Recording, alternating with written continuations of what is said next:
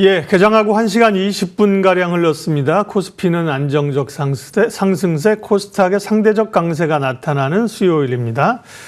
오늘 돈이 모이는 곳에 머닝 전략 종목 이야기 하겠습니다. 바로자산운용 윤정식 상무님 연결합니다. 안녕하세요. 네, 안녕하세요. 네, 오늘 주목하는 두 종목을 공개하겠습니다. 3분기 호실적 LG전자 그리고 배당소득세 완화에 대한 기대감으로 증권주 가운데 NH투자증권입니다. LG전자 별로 시장에서 주목하지 않는 것 같은데요. 말씀하시는 이유 얘기해 주십시오. 네, LG전자 사실 시장에 관심도가 많이 떨어졌던 이유 중에 하나는 전기전자 섹터로 봤을 땐 전기전자 섹터는 인기 있는 섹터죠. 근데 그 안에서는 반도체가 가장 앞서 나갔고, 그 다음에 2차 전지가 주목을 받았고요. 그리고 그 외의 종목들이 상대적으로 좀 많이 소외되어 있었는데, 오늘 제가 말씀드리는 이유는 얼마 전에 NDR이 있었습니다.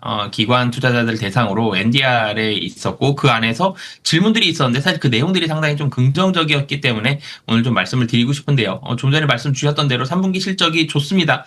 3분기 실적이 관세 우려감이 굉장히 많았어요. LG전자 같은 경우는 미국 그 관세로부터 자유로운 곳에서 생산되는 비중이 한 40% 정도만 되고 있는데, 이 부분이 이 외의 부분이 영향력이 좀 있지 않을까 그랬는데, 뚜껑 열어보니까 상당히 좋은 실적을 좀 내세웠었는데, 앞으로의 그럼 어떻게 대응을 할 것이냐, 이런 부분이 있었는데, 40%만 관세로부터 자유로운 곳에서 생산하는 것이 아니라 물량을 늘려서 60%까지 좀 늘릴 계획이다. 그리고 판매량에 크게 이 영향이 없는 선까지 판가도 좀 인상할 계획이다. 관세의 영향을 최소화하는 굉장히 좀 현실적인 전략을 잘 내놨다라고 보여지고요. 그리고 이 TV사업부가 사실 좋지 않았었는데, TV사업부 같은 경우는 인력 효율화와 ODM을 활용해서 이 약점들을 잘 극복을 해나가겠다라는 점. 그리고 마지막으로는 10월 14일에 인도법인이 이 18조 원 정도의 가치로 상장을 했습니다. 여기에서 조달한 자금이 이 LG전자가 조달한 자금이 약 1.6조 원 정도 현금이 추가적으로 생겼는데, 이 부분에 대해서는 구체적으로 어디에 활용할지에 대한 언급은 없었습니다만, 이 현금을 두 가지 중에 하나로 활용을 할 것으로 보여집니다. 한 가지는 신사업 LG전자, 지금 기존 가전에 굉장히 편중되어 있고 뭐 VS 사업부가 있다라고 하더라도 그 외의 쪽으로도 강화할 수 있는 뭐 AI와 같은 이런 부분 강화할 수 있는 전략적인 M&A 자금으로 활용하거나, 주주환원에 대한 좀 더 강화할 수 있는 이런 주주환원 쪽으로 활용할 수 있겠다라는 추측을 해볼 수가 있겠는데요. 두 가지 모두 다 현재 증시에서는 긍정적인 투자 포인트가 될 수 있기 때문에 이 현금들까지 이 LG전자의 플러스 알파의 요인이 된다라고 보시면 되겠습니다. 예, 시장에서 뭐 많이 언급되진 않았지만 LG전자가 말씀하신 기대감들로 인해서 한 7만 5천 원, 8만 원대에서 많이 올라왔군요. 9만 2,900원 기록하고 있습니다. 비중 확대 의견이고요. 다음 증권주인데요. 뭐 배당소득세 완화를 포함해서 거래 증가, 증시 활성, 증시의 호황 이런 것들로 증권주를 보는데, 그 가운데서도 사실 NH투자증권은 또 많은 분들의 탑픽 종목은 아닙니다. 네. 네, 사실 이 증권주가 올라간 이유는 좀 전에 말씀 주셨던 대로 사실 배당소득을 분리과세하겠다. 여기에서 나오는 배당이 분리과세된다. 투자자들의 수익률을 사실 올려주는 거죠. 세금을 절감시켰기 때문에 이런 부분들이 최근에는 가장 크게 작용을 하고 있고, 그런데 이 전후로 가보면 증권주들 전체적으로 4월 달부터 주가가 7월 달 혹은 8월 달까지 굉장히 많은 큰 폭으로 올라가는 그런 모습을 보여줬습니다. 왜 올라갔느냐라는 부분을 보면, 물론 이제 뭐 주주 환원에 대한 부분들 이런 부분들도 영향이 있었겠지만 증권주들 역대급 실적을 기록을 하고 있거든요. 근데 역대급 실적을 기록하는 증권사들을 보면 본사의 역량이 굉장히 중요하게 작용이 됩니다. 증시의 변동성을 활용하고요, 회사의 자체 자금을 활용해서 수익률을 극대화하는 이런 모습들을 보여줬는데, 이전에는 IB 수수료가 중심이 되었었던 이런 쪽의 수익을 냈다라면 이제는 본사의 영향이 상당히 좀 중요하다라는 점. 그래서 NH투자증권 같은 경우는 사실 시장의 1등은 아니죠. 1등은 아닙니다만 본사가 굉장히 중점이 된 이런 사업들을 많이 추진을 하고 있습니다. 그리고 회사가 본사 중심으로 해서 무언가를 추진을 한다. 회사 자체적으로 자금이 많아야 되거든요.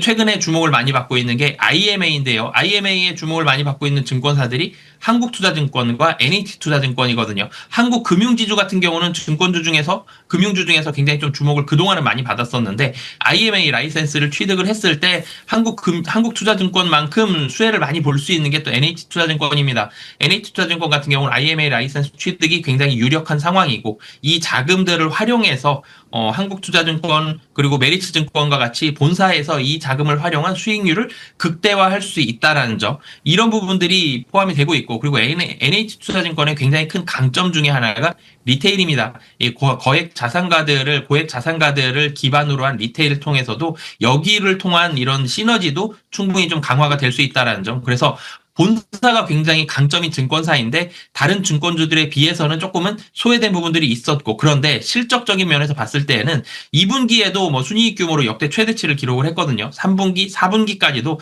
계속적으로 좋은 이 이익단이 나올 가능성이 높기 때문에 NH투자증권도 관심 갖고 보시면 좋을 것 같습니다. 네, NH도 대형사입니다만 사실 뭐 여타 대형사들 증권주 가운데 주목을 조금 덜 받았는데요. 오히려 그런 관점에서 주목할 필요가 있다고 말씀하셨어요. NH투자증권 비중 확대 의견입니다. LG전자와 NH투자증권 두 종목 살펴봤고요. 마지막으로 오늘 유망주는요. 네, 게임주 중에서 NC소프트 좀 말씀을 드리겠습니다. 사실 게임주들, 하는 사이에 주가가 좀 많이 올라왔죠. NC소프트 같은 경우도 4월 달에 주가가 12만 원대였습니다. 지금 23만 원 정도로 약 한 2배 정도 상승하는 모습을 보여줬는데요. 주가가 상승률은 굉장히 컸죠. 근데 이전이 사실은 너무 많이 좀 떨어져 있는 상태고 최근 들어서 게임주들이 시장에서 좀 주목을 받기 시작하는 그런 모습들이 있는데 이제는 바닥을 찍고 실적이 좀 올라간다라는 점 이런 부분들을 투자 포인트로 좀 보시면 좋을 것 같습니다.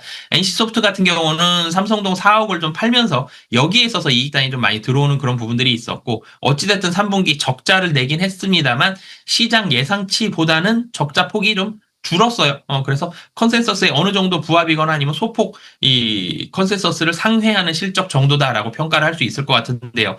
NC소프트 사실 가장 중요한 건 11월 19일에 한국과 대만에서 출시가 되는 아이온2입니다. 굉장히 이 많은 공을 뭐 NC소프트에서는 들였을 텐데 여기에서 잘 된다라면 당연히 주가가 큰 폭으로 좀 상승할 가능성이 높고요. 근데 여기에서도 어느 정도 이상은 좀 하지 않겠냐라는 시장의 전망이 상당히 좀 우세한 상황이고요. 근데 이뿐만이 아니라 사실 NC소프트 다른 게임 회사들도 마찬가지지만 굉장히 어려운 시간들을 길게 보냈습니다. 어려운 시간들을 길게 보내면서 고정비를 많이 좀 줄여놨죠. 구조조정도, 인력 구조조정도 굉장히 좀 많이 했습니다. 지금 대형사 중심으로 증권사들뿐만이 아니라 게임사들도 대형사 중심으로 많이 재편이 됐기 때문에 대형사들 쪽으로는 여전히 게임 매출액은 어느 정도 유지가 될 가능성이 높다라는 점 그리고 인력이 많이 줄어들었고 마케팅 비용도 상당히 효율화하면서 고정비가 많이 줄어들었고 그런데 26년도 매출액은 아이온2가 분명히 기여를 하겠죠. 그러면서 여기에 대해서 한 매출액이 올라갈 가능성이 상당히 높기 때문에